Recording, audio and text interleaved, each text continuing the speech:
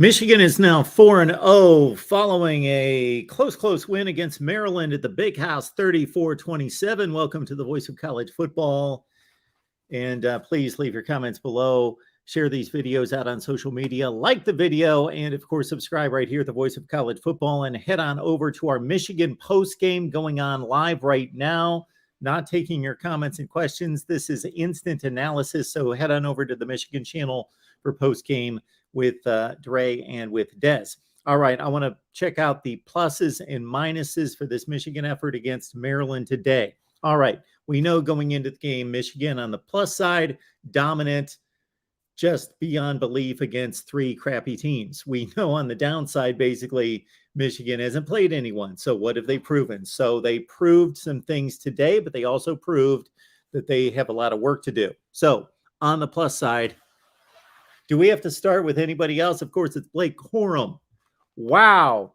30 carries for 243 and 2 touchdowns. I said 30 for 243 and 2 touchdowns. So workhorse who also exploded.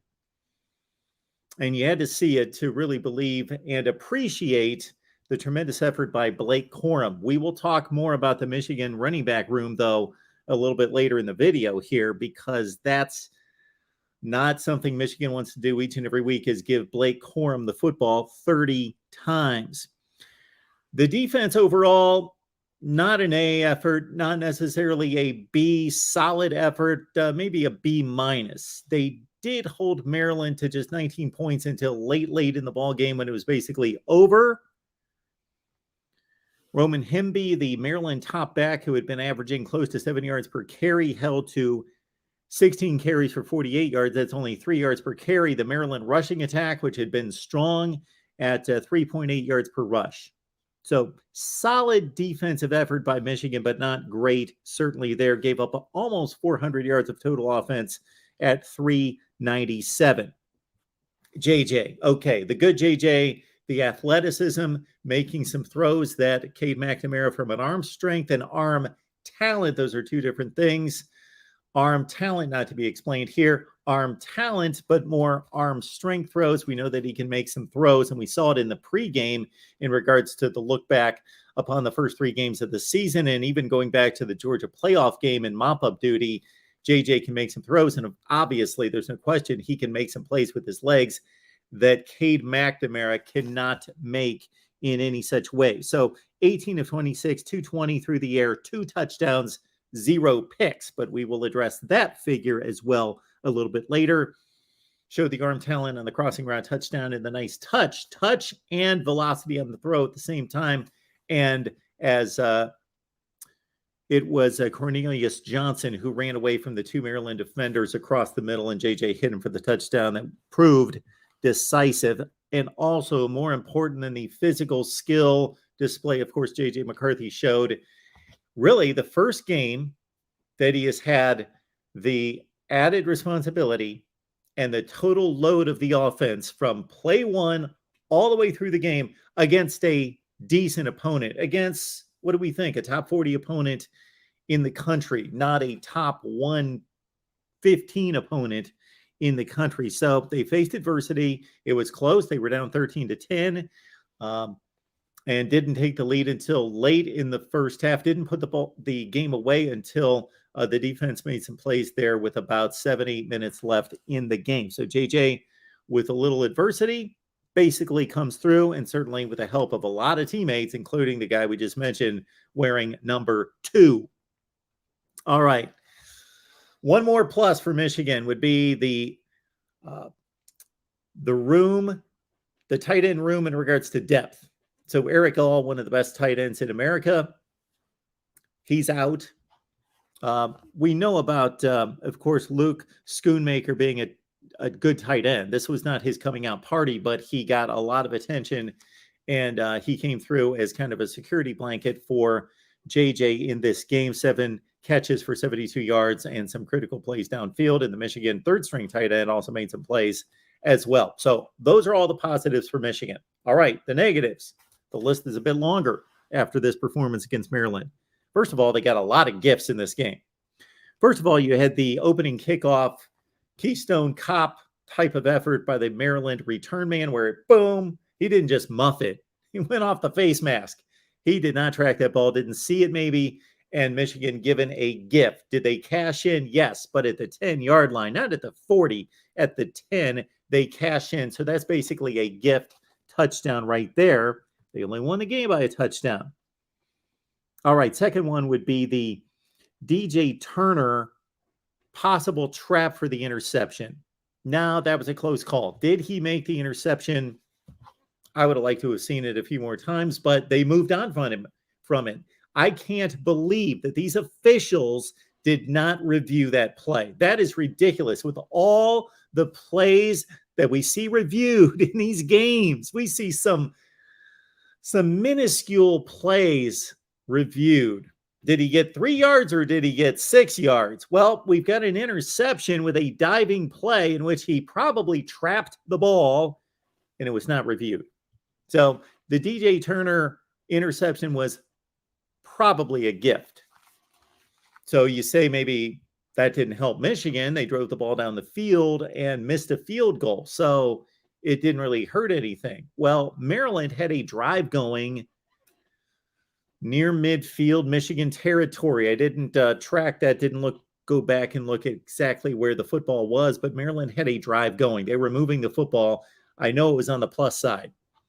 So you take away possible points from Maryland and take out all that time of possession that Michigan kept the ball before they missed the field goal. That was a huge call. Missed call, missed review. Gift for Michigan. It's part of the game. Guys get hurt.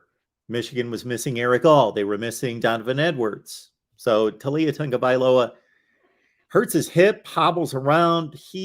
I don't know that he was really the same after that. Kid's a great quarterback, and Maryland probably is the third best passing attack in the Big Ten. But he was nicked up. And then the last gift given to Michigan, the Maryland defensive back didn't complete the play on the interception. So Michigan's up 24-19. JJ, we'll talk about this in a second. This is bad. JJ makes the under throw to the left pylon, and it should have been picked off. But the Maryland receiver, or the Maryland DB, cut underneath, made a really good play on the ball, but he just didn't come down with the interception. Michigan didn't do anything to prevent the interception. They get the field goal, which was fairly key to extend the lead to 27-19. All right. We've gotten past the gifts given to Michigan or that they benefited from. All right, another downside for Michigan, no pass rush. For the most part, no pass rush. Maryland did have the entire offensive line come back from 2021, and they provided Talia with a sound pocket almost the entire game. 99 starts back on that offensive line for Maryland, and they proved it. So that's not a good sign for Michigan. They came out with a vengeance in game one with 8 sacks. The last couple of weeks, the pass rush not devastating considering who they were playing, and now we see more evidence that maybe Michigan's pass rush is not going to be as good as it was last year or should be or needs to be. Curious play calling. Joel Klatt brought it up, and it makes total sense. One was that Ronnie Bell trick play, toss out to the wide receiver for a wide receiver pass downfield, and they didn't do anything prior to that. You always set up a trick play. Most of the time you set up a trick play. You give certain looks that obviously baits the defense into seeing that play or that look or that formation or that motion over and over and over at least a couple times, and then boom, trick play catches them off guard. But they did nothing to set that up. So that was curious. And then also when they went to Isaiah Gash on the short yardage play, he weighs all of 175 pounds. Michigan goes to Gash on the short yardage play. He gets stuffed, and they turn the ball over. All right. This was arguably the the best running back room in the nation, or the best 1-2 punch in the nation, with Blake Corum, Donovan Edwards coming into the season. I discussed this with Steve Dace on Michigan Podcast this past week because he had questions and concerns coming out of the 3 cream puff games, and I added one or several, and one was, what is Michigan going to do? Did they find a number 2 back? Because if Corum goes down, and we know Edwards is already out, even though if that appears not to be serious, although he missed a Big Ten game. Who's going to be that number 2 guy? Blake Corum cannot run the ball 30 times a game, every game. And so CJ Stokes, the one time he touches the ball right out of the gate, he fumbles. I don't know that he's ready for it. Maybe he is, maybe he's not. Maybe it wasn't some kind of devastating hit. It's not like he got stood up by 3 guys and one of them stripped the ball out of his hands. So that's not a good sign. CJ Stokes with the fumble on his first touch of the game, maybe only touch of the game. So who does Michigan go as a number 2 back if Donovan Edwards doesn't get back and both guys don't stay healthy the entire season? Next up, at times the Maryland run game was effective. It was never explosive. They didn't pop a big one. Longest run was by the Maryland backup quarterback who did a great job on that drive. He was exceptional. So they're looking good for the future. But he popped the biggest run from Maryland. So it's not like Maryland gashed Michigan. The offensive line was impressive in protecting Tagovailoa. But the Maryland run game, though it didn't pop big plays and didn't tear up the Michigan defense, there were some crucial short yardage plays where the Maryland offensive line leaned on Michigan and they easily got first downs. So the Maryland run game was limited but effective at the line of scrimmage and pushing the line of scrimmage. All right, we told you about good JJ. We know good JJ. We got a little bad JJ. So we'll see if he has trouble throwing the ball downfield. And you would think JJ is going to have trouble throwing the ball downfield. Well, maybe from an accuracy standpoint, not from an arm skill, arm strength standpoint. Of course not. He actually overthrew everybody in sight downfield, missed all the long throws. They weren't guys that were wide open, but they had a couple steps. One of the top quarterbacks in the conference should be able to hit those most of the time. He missed about 4 or 5. Need to hit on half of those because the guys were open. Wasn't trying to just drop it into a bucket. Guys were open by 3 and 4 steps. Missed them all until Ronnie Bell, midway through the 4th quarter, put a move on his guy, got open, and JJ hit Ronnie Bell. So he did make that throw. And then, of course, with the athleticism, you get the good, you get the bad. He made a bunch of Maryland guys miss one time in the backfield, and he made it into a 6 or 8 yard gain or maybe a first down. It was an impressive run, although I look at it from the other end that the Maryland defenders took ridiculously bad pursuit angles on JJ. So McCarthy does, though, run himself into trouble. In particular, the time that they were all set up to score a touchdown or at very worst, kick a field goal, chip shot, and he runs around all over the place and he gets thrown for a 15-yard loss and they miss the field goal. So good JJ, bad JJ, a lot of athleticism. He knows when to pick his spots. You're never going to be perfect when it comes to that, because if you're going to rely on a playmaker like JJ McCarthy to capitalize on his great arm and his running ability, well, he's going to make some mistakes, but he needs to limit that, of course. Well, that's what we've got pretty much for the pluses and minuses of Michigan's win over Maryland, 34-27. Certainly not a thing of beauty, but they get the job done. They win at the big house. They defeat a decent team. Maryland's defense is much better than anything we've seen under Mike Locksley. Excellent job by their DC Williams. Great job there. All right, we look ahead to October 1st. Michigan at Iowa. Of course, the Wolverines have struggled through the years against Kirk Ferentz at Kinnick Stadium, especially at night. This is a morning kickoff local time, so you don't have that night atmosphere at Kinnick Stadium. But Michigan at Iowa, Wolverines have lost 5 of the last 6 at Iowa City.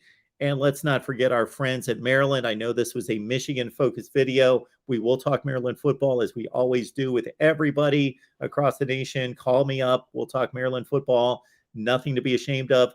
Excellent effort, especially considering those early gaffes. They could have imploded, could have caved in after 7-0 and blowing the opening kickoff. They did not. They hung in there. Of course, the backup quarterback did a tremendous job as well, leading the final drive to get him within a touchdown, set up the onside kick. So they had a shot with 45 seconds left to play. Maryland hosts Michigan State We're going to find out more about the Spartans taking on Minnesota currently. Again, get on over to our Michigan channel for postgame right now with Des and Dre right here at the Voice of College Football. I will be back throughout the day with more instant analysis, more angles on the day in college football, and of course tonight, 11:30 Eastern time right here at the Voice of College Football to take your calls. See you then.